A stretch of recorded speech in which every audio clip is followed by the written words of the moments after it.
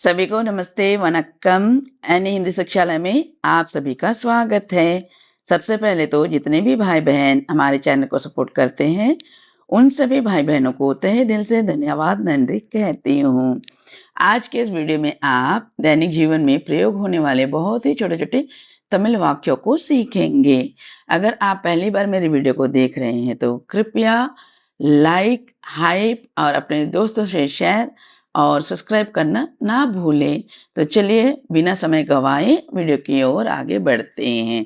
तो पहला वाक्य है बस है या बस करो। बस है या बस करो को तमिल में पोदुम पोदुम कहते हैं। बस है या बस करो को तमिल में पोदुम कहते हैं।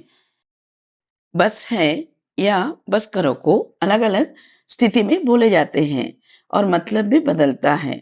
बस है हम कब कहते हैं? जब हम खाना खाते हैं या कुछ खाते हैं तो इस वाक्य का प्रयोग करते हैं मतलब काफ़ी है। बस है मतलब काफ़ी है तो इसका प्रयोग करते हैं और गुस्से या झगड़े में कहते हैं बस करो। बस करो मतलब झगड़ा मत करो या मज़ाक करते हैं तो मज़ाक मत करो के लिए ये वाक्य प्रयोग करते हैं। तो बस है या बस करो के लिए तमिल में पोदुम, पोदुम कहते हैं। तो चलिए अगला वाक्य देखते हैं और वाक्य है मुझे बस है। मुझे बस है का तमिल वाक्य है एनक्कु पोदुम। एनक्कु पोदुम कहते हैं। मुझे का मतलब है एनक्कु, बस है के लिए पोदुम। एनक्कु पोदुम कहते हैं। तो चलिए अगला वाक्य देखते हैं। वाक्य है उसके लिए बस है। उसके लिए बस है का तमिल वाक्य 2 प्रकार से कहेंगे। एक है स्त्रीलिंग के लिए और दूसरा है पुल्लिंग के लिए। तो पहले हम पुल्लिंग के लिए देखेंगे। अवनकाग पोदुम, अवनकाग पोदुम कहते हैं और स्त्रीलिंग के लिए अवलकाग पोदुम, अवनकाग पोदुम, अवलकाग पोदुम कहते हैं। पुरुष के लिए मतलब उसके लिए के लिए अवन काग। अवन हम कोई भी मेल जेंडर के लिए कहते हैं। काग लिए के लिए है। बस है का मतलब है पोदुम। उसके लिए मतलब अवन काग। बस है का मतलब पोदुम। और दूसरा वाक्य अवल काग। अवल काग पोदुम। उसके लिए स्त्रीलिंग के लिए अवल काग। बस है के लिए मतलब है पोदुम। अवन काग पोदुम, अवलकाग पोदुम। अवनकाग पोदुम, अवलकाग पोदुम कहते हैं। तो चलिए अगला वाक्य देखते हैं। वाक्य है उनके लिए बस है। आदरपूर्वक हम बड़ों के लिए कहेंगे तो उनके लिए बस है का तमिल वाक्य है अवंगलकाग पोदुम। अवंगलकाग पोदुम। उनके का मतलब अवंगल, लिए का मतलब काग, बस है का मतलब पोदुम। अवंगलकाग पोदुम कहते हैं। तो चलिए अगला वाक्य देखते हैं। यहाँ आओ। यहाँ आओ का तमिल वाक्य है इंगे वा। इंगे वा कहते हैं। यहाँ आइए। अगर यहाँ आइए वाक्य है तो इंग वांग। यहाँ आओ इंगे वा। यहाँ आइए इंग वांग ऐसा कहते हैं। चलिए अगला वाक्य देखते हैं। हाँ, ये वाक्य आप लोगों के लिए है। आप कमेंट बॉक्स में लिखकर बताइए। अगर बहुत ही आसान है, अगर लिखोगे तो आप ही सीखोगे। तो ये है वाक्य, पहला वाक्य तुम यहाँ आओ। तुम यहाँ आओ। दूसरा वाक्य है आप यहाँ आइए। आप यहाँ आइए। और तीसरा वाक्य है आप सब यहाँ आइए। आप सब यहाँ आइए। ज़रूर कोशिश कीजिएगा और अपने आप को तमिल भाषा सीखने में और भी उत्तम बनाइएगा। तो चलिए अगला वाक्य देखते हैं। जल्दी आओ। जल्दी आओ का तमिल वाक्य है शीघ्रम वा। शीघ्रम वा कहते हैं। जल्दी का मतलब शीघ्रम, आओ का मतलब वा। और अगला वाक्य है जल्दी आइए। जल्दी आइए का मतलब है शीघ्रम वांग। शीघ्रम वांग। जल्दी का मतलब शीघ्रम, आइए का मतलब वांग। जल्दी आओ, शीघ्रम वा, जल्दी आइए, शीघ्रम वांग कहते हैं। अगला वाक्य भी आप लोगों के लिए है। जितना लिखोगे उतना ही सीखोगे। तो आप कोशिश कीजिएगा। तो तुम यहाँ जल्दी आओ। तुम यहाँ जल्दी आओ का तमिल वाक्य क्या होगा? कृपया कमेंट्स बॉक्स में लिखकर देखिए, बताइए और सीखिए। दूसरा वाक्य है आप यहाँ जल्दी आइए, आप यहाँ जल्दी आइए और तीसरा वाक्य है आप सब यहाँ जल्दी आइए, आप सब यहाँ जल्दी आइए, आप सब यहाँ जल्दी आइए का तमिल वाक्य क्या होगा? आप कमेंट बॉक्स में ज़रूर लिखकर बताइए। तो चलिए अगला वाक्य हम देखते हैं रुको। रुको को तमिल में निल कहते हैं। अगर बड़े लोगों को कहेंगे तो निल्लुंग ऐसा कहेंगे। तो थोड़ा अगला है थोड़ा रुको।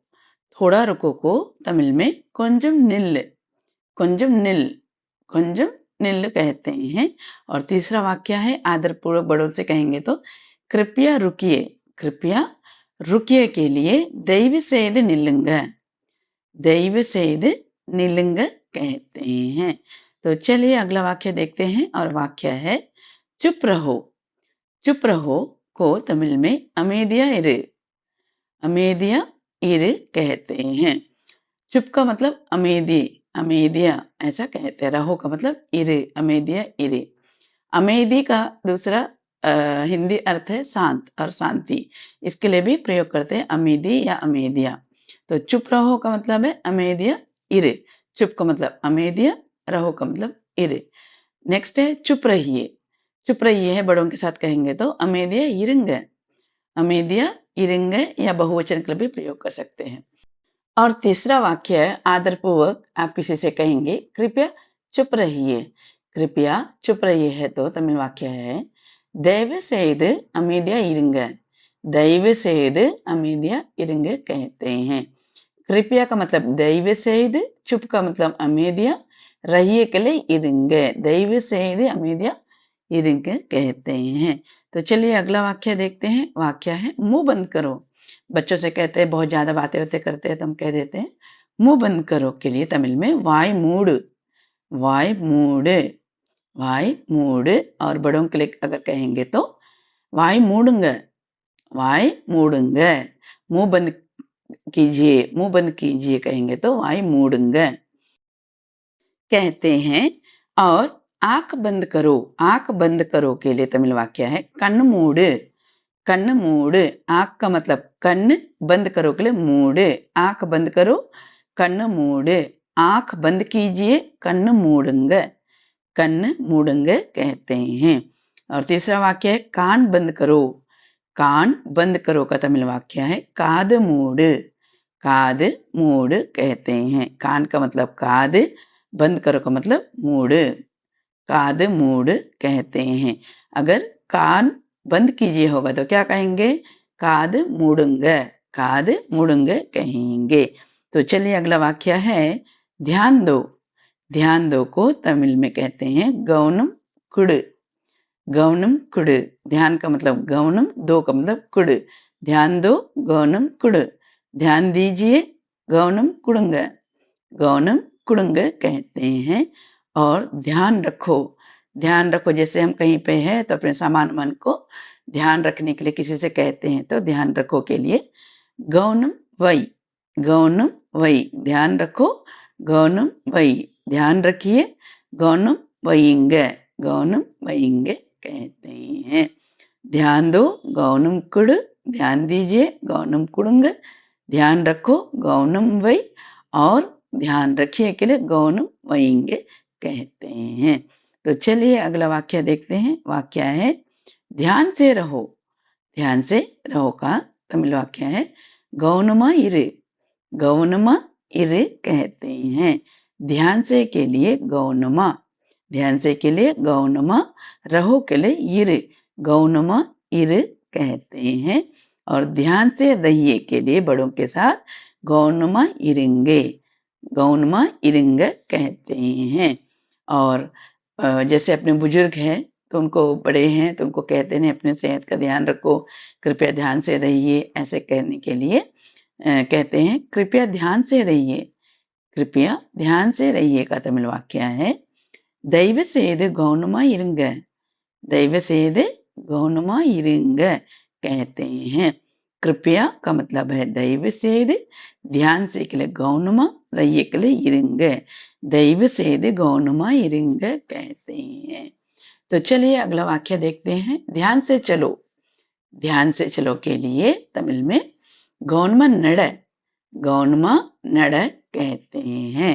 ध्यान से का मतलब गौनमा, चलो का मतलब नड, गौनमा नड कहते हैं। ध्यान से चलिए। अगला वाक्य है ध्यान से चलिए के लिए तमिल वाक्य है गौनमा नडंग। अपने से बड़े लोगों के साथ में बात करते वक्त क्या कहते हैं? गौनमा नडंग। ध्यान से के लिए गौनमा, चलिए के लिए नडंग। अगला वाक्य है कृपया ध्यान से चलिए। कृपया ध्यान से चलिए के लिए दयவு செய்து गौनமா नडंग, दयவு செய்து गौनமா नडंग कहते हैं। तो चलिए अगला वाक्य देखते हैं। वाक्य है कार चलाओ। कार चलाओ को तमिल में कार ओट, कार ओट कहते हैं। और कार चलाइए को कार ओटंग, बड़ों के साथ कहेंगे कार चलाइए तो कार ओटंग कहते हैं। अगर बाइक होगा तो बाइक चलाओ, बाइक चलाओ को बाइक ओट, बाइक ओट कहते हैं। बाइक चलाइए के लिए बाइक ओटंग। और साइकिल है तो साइकिल चलाओ के लिए साइकिल ओट, साइकिल चलाइए के लिए साइकिल ओटंग, ऐसे ही कह सकते हैं। तो चलिए अगला वाक्य देखते हैं। और वाक्य है गाड़ी चलाओ। गाड़ी चलाओ को तमिल में कोई भी गाड़ी हो तो गाड़ी चलाओ के लिए वंडी वोट, गाड़ी चलाओ वंडी वोट, गाड़ी चलाइए वंडी वोटंग, वंडी वोटंग कहते हैं। गाड़ी का मतलब वंडी, चलाओ के लिए वोट। गाड़ी चलाइए होगा तो वंडी वोटंग, गाड़ी चलाइए है तो वंडी वोटंग। अगर गाड़ी मत चलाइए कहना है तो कैसे कहेंगे? वंडी ओटा देंगे, वंडी ओटा देंगे कहते हैं। आज के लिए बस इतना ही। उम्मीद करती हूँ कि आप सभी को ये वीडियो पसंद आए होंगे। अगर ऐसे ही वीडियो देखना पसंद करते हैं तो कृपया अपनी विचार कमेंट्स सेक्शन में लिखकर साझा कीजिए। और अगर मेरी वीडियो पहली बार देख रहे हैं तो कृपया लाइक, हाइप और शेयर और सब्सक्राइब करना तो बिल्कुल भी ना भूलें। मिलती हूँ अगले वीडियो में, तब तक के लिए धन्यवाद, नंड्री, थैंक यू।